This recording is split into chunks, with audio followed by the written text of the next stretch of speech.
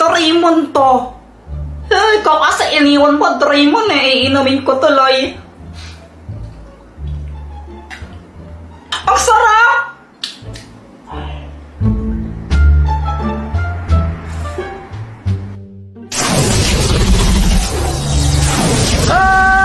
Bakit mo yan ininom, Jeboy?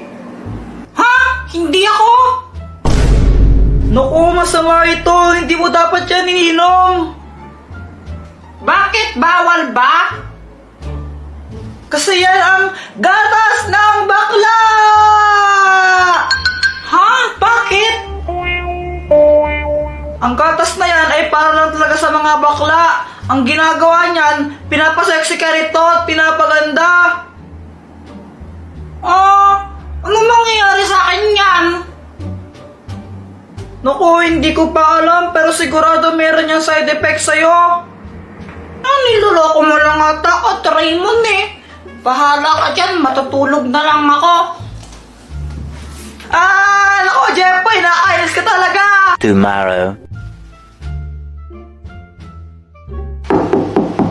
Kuya Jeffoy, sabi ni Mama, pumunta ka na daw, kakain na daw tayo. Ano yan? Ba't naka-crop top ka?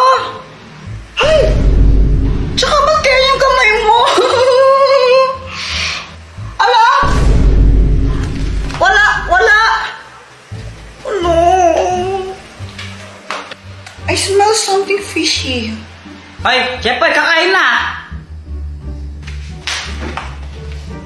Opo, maniligo lang muna po, Akes. Ha? Wala po.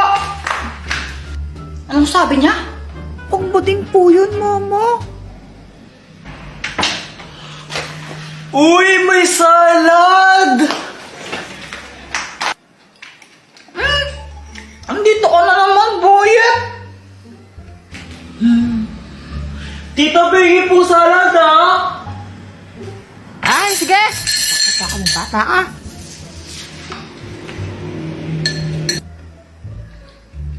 Joanna, saan si Jeffoy? Si Kuya Jeffoy andun sa CR. Tagal-tagal niya maligo. Kanina pa siya naligo dun eh. Tapos na kami kumain. Di pa lang siya tapos maligo.